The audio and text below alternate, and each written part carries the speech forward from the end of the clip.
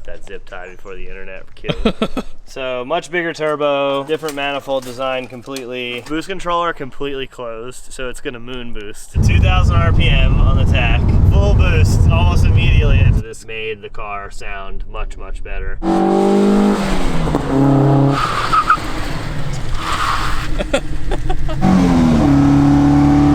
So some updates to this car. New clutch. Kept the stock flywheel because they don't make a flywheel here in the States, and I didn't really feel like shipping one over, and the condition of it was pretty all right. I reuse the dual mass stuff when it's not wrecked. That with a comp disc, like an original pressure plate, so we could have it work and be really drivable and hook up with the extra torque that we're making.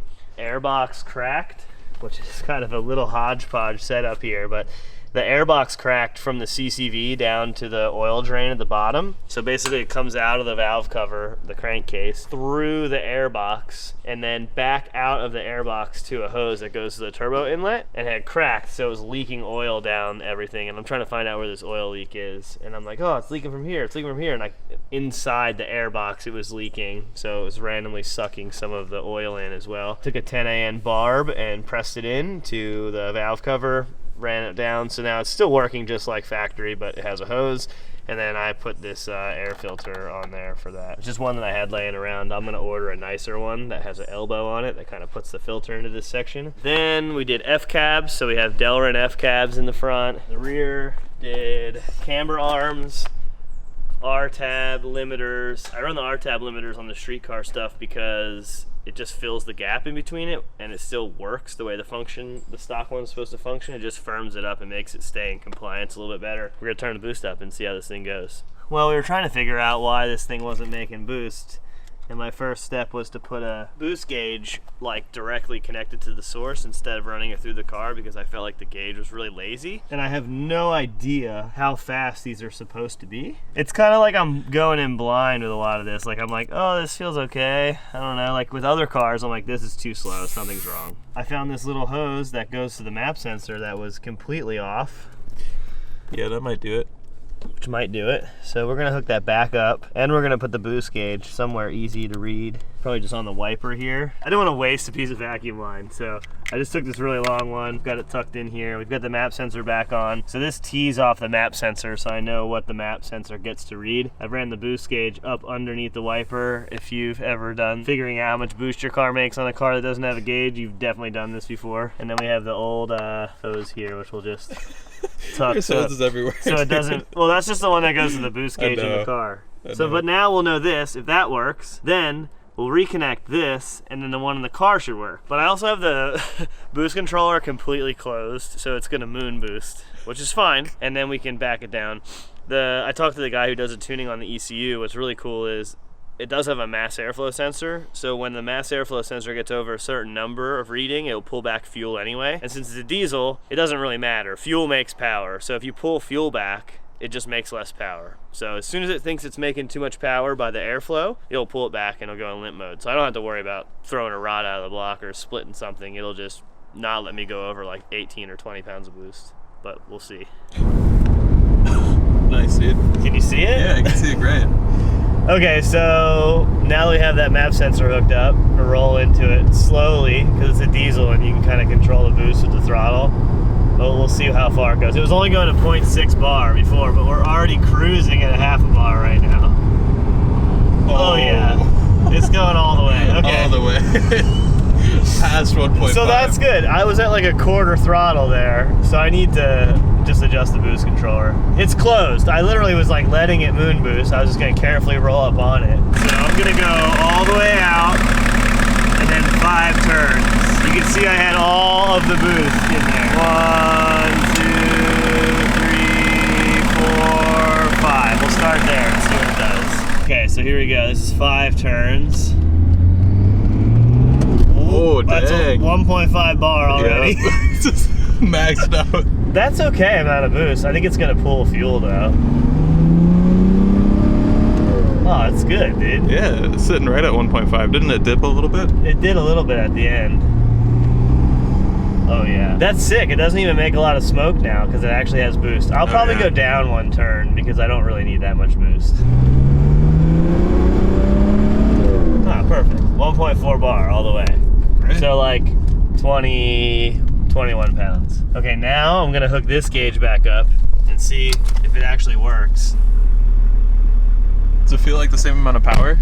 It feels like a little bit more. These are not known to be fast. When you're like, oh, 20 pounds of boost. 20 pounds of boost makes like probably 170 wheel.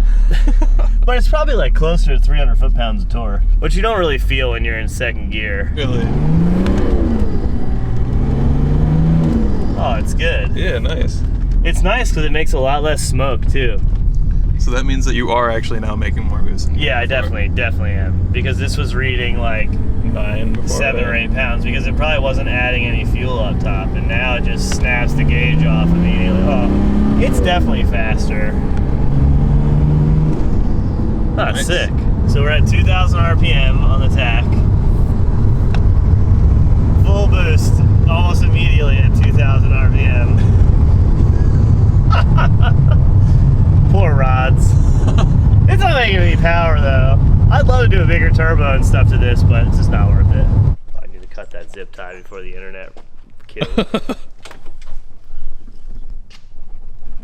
Flush cut. Flush cut. I've had this car for 3 months. I still haven't washed it yet. I'm an awful human being. But I've made some updates to it because I'd rather update it and drive it and have fun with it. I got this sweet Nardi wheel, manufactured in the 70s. Dang, dude. New old stock. It was sitting on the guy's shelf basically. He had an E-type Jag, and I do have the correct horn button for it, but it didn't fit, so I had to get a spacer. So I have the Nardi one that goes with this. I did vacuum this because I had a disaster of a time putting the steering wheel on and the spacer. It took me about an hour to get the stock steering wheel out because I didn't want to break the column or steering box or any of that. It's not done yet because I need to get a K&N filter with this breather on it. But I went to like open air elements with some K&N filters. So they're like 5-inch long trumpets that are flared inside of here instead of having this big massive airbox that was on there before. I actually have that, I could show it to you. So this is the original airbox, which is actually tuned extremely well. I'm probably going backwards, like I said, by modifying this. It's actually in really good shape, and the company actually makes these leather straps that are like original. But like I said, it's really restricting for the sound aspect, not the physical performance aspect. I think they really knew what they were doing when they were making this. I think what we'll do is we'll bring this back to the dyno and we do some tuning to see if we can make more power with this. I feel like we can tune the timing map and do things to make use of this and have it work. And I don't really care too much about the loss of power below, like let's say 2,500 or 3,000 RPM, because I'm like between 5 and 7 all the time with it. 60, 800, I guess. Yeah, so this is like giving all the induction noise, and like that's all I'm about, like lots of induction noise. So this made the car sound much, much better. There's probably 0 performance gain to this at all. Might even have lost some performance, not sure. But the sound is well worth it because this is kind of an underwhelming performance engine, like in the grand scheme of things.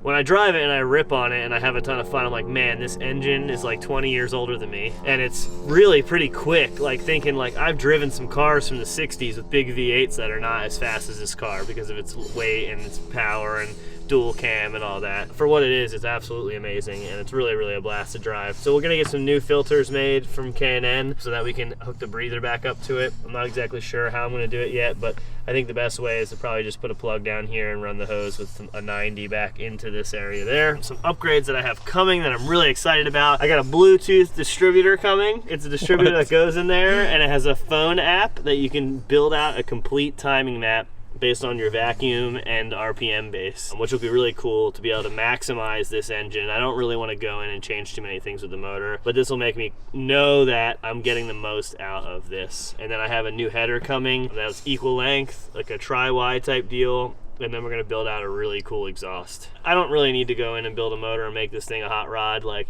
I want to just know that I'm maximizing this engine that was just rebuilt before I bought it, and just enjoy it for what it is. At least knowing that it's maxed out.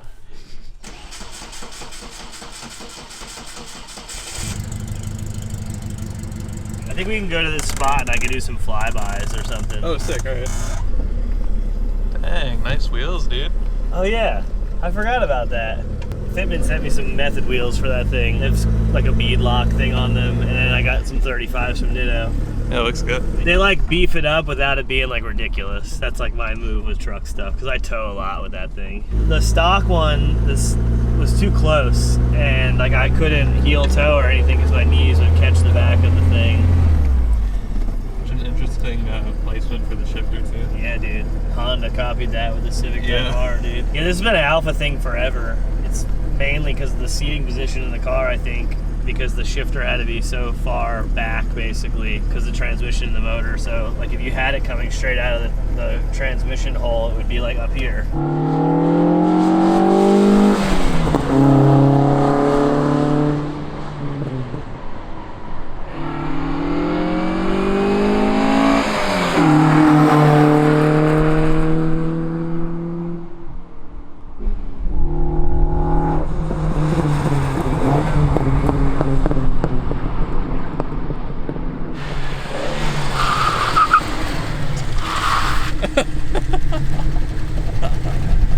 Was that all handbrake? No, I think the brake bias is up. It was like locking the rears up. It sounds good from that Sounds side. good, right? Yeah, it sounds great. It's poppy. Yeah. Yeah, I feel like it sounds pretty good. It does. It sounds great. Before it had no intake noise, so it was like just None of quiet exhaust. Yeah, it's really quiet.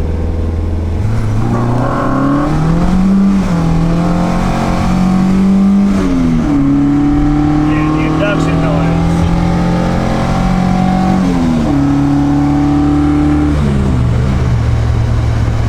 Nice. Style. Okay, so a couple upgrades. Getting rid of the cup car pump for the pump we run on our FD cars. So we're changing that up a little bit. It's going to require some revised mounting. It's a little bit taller, and there's not really like a mounting solution on it. So they must have like a slip fit on the car or something. That's actually a good idea. We should just look how the factory car mounts it. And then we're getting rid of the precision unit and going with a bigger bolt-on turbo setup that uses a manifold but doesn't fit. So we're going to change that up and figure out what we're going to do. We're in the middle of deciding whether we're sending the whole setup back or gonna just bolt this turbo back on and figure out what we're gonna do. But that setup looks like this. Downpipe, turbo, CNC'd flange, 60 millimeter gate. So much bigger turbo, different manifold design completely. Thin wall stainless for the exhaust, but it doesn't fit. It ends up hitting the motor mount that we have, because obviously that's swap related problems, and that's how it goes when you're putting stuff together that doesn't really happen. Another quick update is we're finally going to work on getting these fiberglass doors on. These will probably be around 10 to 12 pounds kitted, and the stock ones are like 70, so there's like a solid 120 pounds loss, 115 pounds loss. Plus, Fox-By doors are getting really expensive and hard to find. These are really poorly made, but they're cheap, and hopefully they'll take a few hits before they get dented and destroyed. This is the coolest part of all. I put speakers in my Fox-By. Oh, dude. Nice, dude. I haven't driven it yet, but I drove it down the street and blasted it, and it gets plenty loud. It sounds okay. I'm kind of an audiophile, so it's just so-so, but perfect for this type of car. And it's on a roll cage mount, so when I want to go drive another car, I can just zing those bolts out, put it in the other car, and we're jamming in that too. That is what's going on at the shop right now. Obviously, lots of planning, lots of big things that are popping, but there's also some little things that need to get done here and there as we're getting started for the new year and building some new shit. So, you know, that's pretty much what's going on. Later.